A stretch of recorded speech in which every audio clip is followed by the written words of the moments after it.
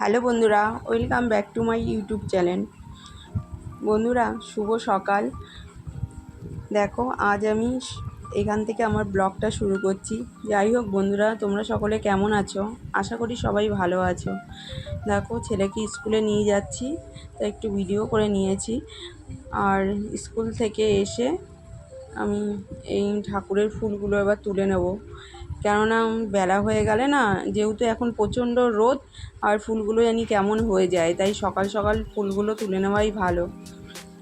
তাই দেখো, আমার স্কুলের তো একটা জামা পরাই ছিলাম, ওই জামা পরে আমি ফুলগুলো তুলে নিলাম, কেননা অনেক সময় কি হয়, সকালবেলা বাসি জামা কাপড় থাকে, তো তাই ফুল তুলতে আমার একটু দেরি হয়ে যায়। আর দেখো, ফুল তুলছি কিন্তু হাতের উপরে একটা মশা বসে আছে। যাই হোক বন্ধুরা, এই দেখো, এখন তো মানে গরমকাল, বেশ সাদা ফুলগুলো বেশ ভালো ফোটে। মাঝখানে না ফুল ফোটাই বন্ধ হয়ে গেছিলো, দুই একটা ফুল ফুটতো। আর গাঁদা ফুল কিনে নিয়ে আসতাম, গাঁদা ফুলগুলো কিনে নিয়ে এসেই ঠাকুরকে দিতাম। আর আমার তেমন একটা বাড়িতে মাটি নেই, ওই সাইড মানে ঘরের সাইড থেকে যা একটু মাটি আছে, ওটা তাও এখন কখনো করে দিলে, সিমেন্ট করে দিলে আর হবে না। এই দেখো ফুলগুলো। আর এই যে আমার সকালবেলা ঘুম থেকেই উঠে ওষুধ খেতে হয়। ওষুধ তো অনেক ধরনেরই আছে, শরীরের কি বলবো, সবাই এখন কি বলো তো, সবাই দেখি ওষুধ ছাড়া কেউ চলে না, সবাই কিছু না কিছু ওষুধ খায়, কাকে বা কার কথাই বলবো। আর এটা আমার থাইরয়েডের ওষুধ। আর এই দেখো, এগুলো কি সেই রক্ত কম, তারপরে ভিটামিন হ্যাটা ব্যাটা দিয়েছে, এগুলো খেতে হয়। আর আমার রক্ত পরীক্ষাটাও হয়েছিল কিছুদিন আগে, এই 3-4 দিন আগে হয়েছিল। থাইরয়েডটা অনেকটা কম। আর দু রকমের থাইরয়েড আছে জানো তো, এক হলো কেউ মোটা হয়ে যায় আর কেউ রোগা হয়ে যায়। আর আমার ছিল রোগা হয়ে যাওয়া থাইরয়েড। এখন হয়তো অনেকটা ঠিক হয়েছি, কিন্তু মাঝখানে আমি প্রচণ্ডভাবে রোগা হয়ে গেছিলাম। তখন পরীক্ষা করে ধরা পড়লো যে শুকনো থাইরয়েড। আর এই যে আমার মেয়ে বলছে যে মাংসটা আজকে ও রান্না করবে। এখন ওই ঘরেই, যেহেতু এখন রেজাল্ট না বেরোনো পর্যন্ত না কিছু একটা ডিসিশান নিতে পারছি না যে আগে কি নিয়ে পড়বে না পড়বে। রেজাল্টটা বেরোক, তারপরে সব হবে। আর কম্পিউটারটা তো আছেই। আর এই যে ওই মাংসটা রান্না করবে।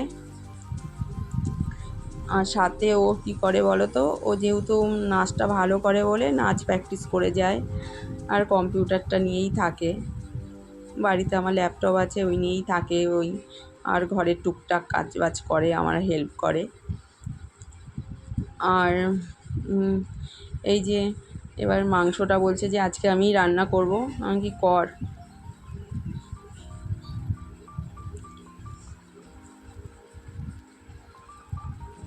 দেখো, মাংসটা আজকে হাত দিয়েই বললাম মাখিয়ে নে, আর এর মধ্যে একটু দইও দিয়ে দে, দেখবি ভালো হবে, সফট আসবে।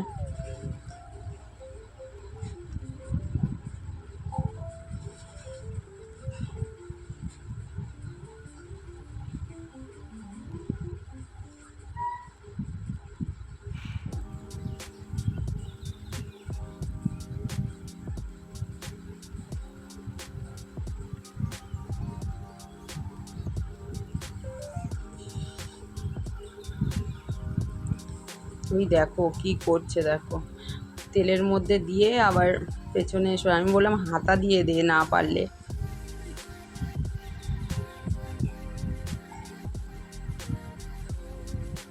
আবার গ্যাস বন্ধ করে দিয়েছে। আমি বললাম যে দে, আমি আলুটা বা তেলে ছেড়ে দিই, না বললে হবে না, আমি করব। তাই ও আগে গ্যাস বন্ধ করে দিয়েছে, আবার জ্বালাচ্ছে।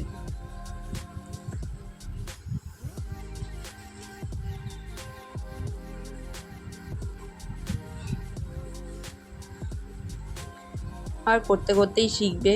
আর কি বলো তো, সব শিখে রাখাও ভালো। আর কি বলো তো, একটু রান্না শিখে রাখাও ভালো। কখনো একটু আমার ভালো লাগলো না, বা শরীর টরীর খারাপ হলো, বা একটুখানি কাজে ব্যস্ত রইলাম, তখন না কিছু করে খাওয়া যায়। ও ডিমটা পারে, ওর বাবা আর ও মিলে কখনো আমি যদি ব্যস্ত থাকি, বাবা আর মেয়ে মিলে কিছু একটা ডিম টিম রান্না করে খেয়ে নেয়। আর দেখো আমি বলে বলে দিচ্ছি, আর আমাকে হাতও দিতে দেবে না, নিজে নিজেই করবে বলেছে, নিজে নিজেই করছে।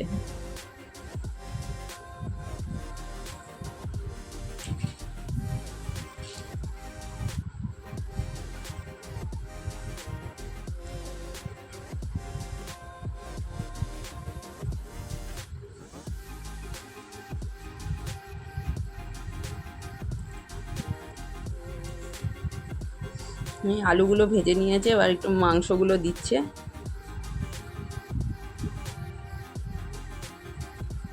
আর মেয়ে হয়েছে, সব কিছুই শিখে রাখা ভালো, তাই না?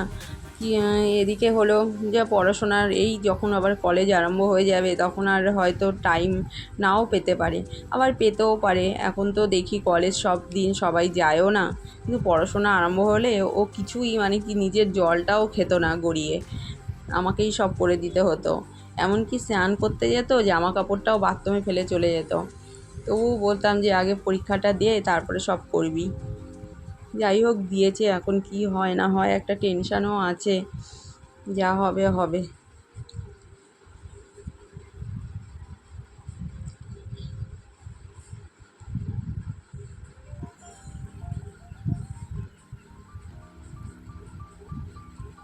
আবার কি করেছে জানো, এই দেখো, দেখতে পাচ্ছ তো, মাংস একটু আবার তুলেও রেখেছে। কেন বলছে আমি মোমো বানাবো। সেই আমার মাংস একটু, যা মাংস এনেছে তা হাত থেকে আবার তুলে রেখেও দিয়েছে। যাই হোক, এই দেখো।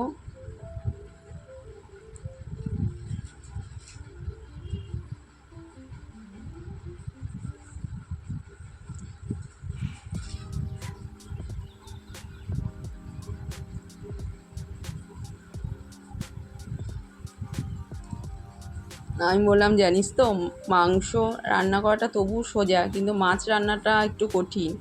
যেহেতু মাছটাকে যদি ভালো করে না ভাজিস বা কাঁচা তেলে ছেড়ে দিস, হয়ে গেল। তাই আমি বলছিলাম ওকে, যাক মাংসটা যদি পেরে যাস, অন্তত মাংস ডিমটা, আমার যদি অসুস্থও হয় বা কাজেও থাকি, তুই কিন্তু মাংসটা আর ডিমটা করে আমাদের খাওয়াতে পারবি।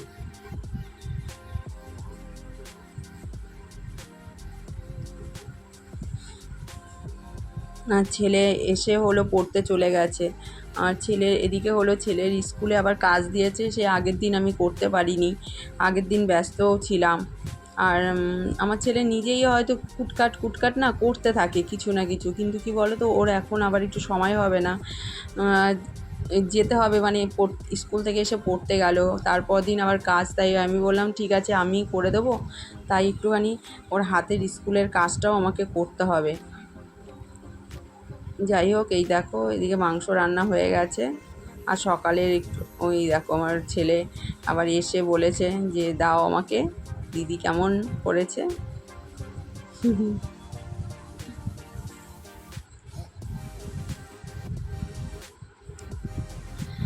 আর কিছু ঘিয়ের কৌটো ছিল, সেগুলো হলো না এসে গেছে, কি ওই স্কুল থেকে এসে আবার পড়তে যাবে।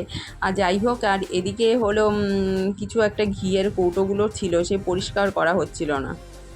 ঘিয়ের কৌটোগুলো আমি পরিষ্কার করে নিলাম। আর কি বলো তো, অনেক সময় না সাদা কৌটোগুলোই ভালো লাগে মশলা রাখার জন্য, বাইরে থেকে অন্তত বোঝা যায় বেশ ওর মানে কোন কৌটোর মধ্যে কী না কী আছে। আর এদিকে আবার হাতের কাজটাও করে নিতে হবে, যেহেতু না শুকালে আমি আবার রং ঠং করতে পারবো না। তাই ঝপাঝপ রান্নাটা হয়ে গেছে, দিয়ে এদিকে হাতের কাজগুলো করতে চলে এসেছি।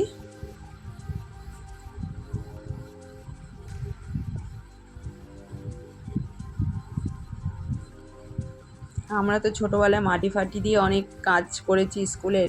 এখন তো প্রজেক্ট, শুধু এই কোনো ক্লাসেই মাটির জিনিস। এবছর তো তাও দেখলাম যে মাটির কাজ করতে দিল, কিন্তু এখন কি হয়েছে, সেই আগে যেমন মৌখিক ছিল, আর এখন তো ওইসব নেই, এখন প্রতিটা সাবজেক্টেই শুধু প্রজেক্ট। মাটির কাজ বা এই সব কাজগুলো সব হারিয়েই গেছে। তাও দেখলাম এবছর করতে দিল।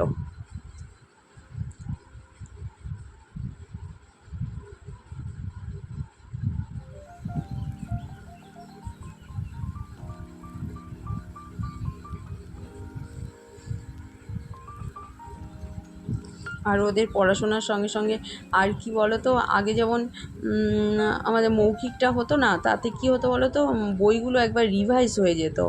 আর এখন সেই প্রজেক্টগুলো হয়তো নাম্বারটা হয়তো বেশি দেয়, কিন্তু ওই যে বইয়ের কোনো টাচ নেই, শুধু লিখে যাও, এইটা সেটা লিখে যাও লিখে যাও, পড়ার তো নেই।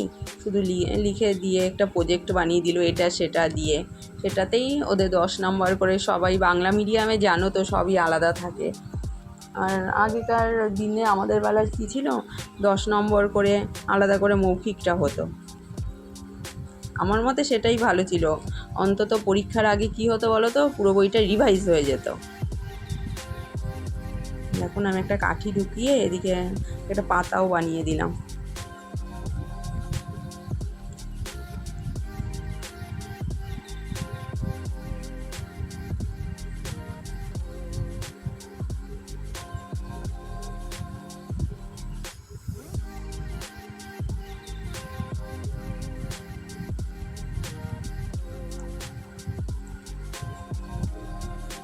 যে কোনো ফলই বলেছে, আমি একটা আম আর একটা আপেল বানিয়ে দিয়েছি।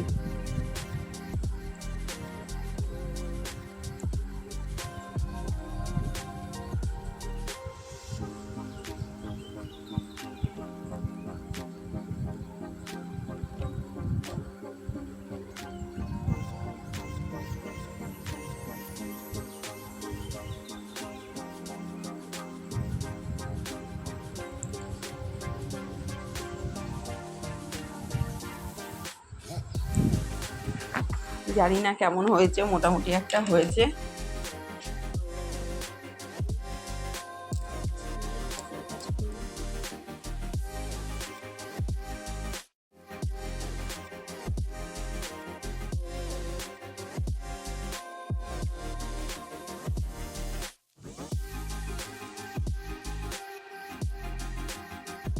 আর এই দেখো, একটা আম আর একটা আপেল আমি বানিয়েছি।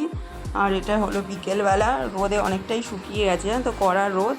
একটুখানি সাদা রং করলাম, ফার্স্ট টাইমে ছাদে বসেই করে এসেছিলাম।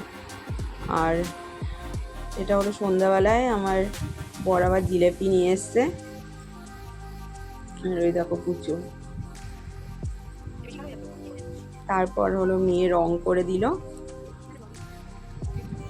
যাই হোক, সময়ের মতো হয়ে গেছে মোটামুটি। আর একটু রোদে শুকালে না একটু ভালো হতো, একটু হালকা হালকা একটু নরম নরম নেই মানে, আর একটু টানলে রোদে আর একটু ভালো হতো, কিন্তু আমার সময়ও ছিল না, তাই করাও হলো না। ঠিক আছে বন্ধুরা, আজ এই পর্যন্তই রইল। যদি ভালো লাগে আমার ভিডিওটা, লাইক কমেন্ট শেয়ার করো। আর দেখো, আমার টেবিল ক্লথটার 12টা বাজিয়ে দিয়েছে আমার মেয়ে। আমি আবার বকছিলাম যে কেন তুই নিচটা কিছু পেতে নিলি না।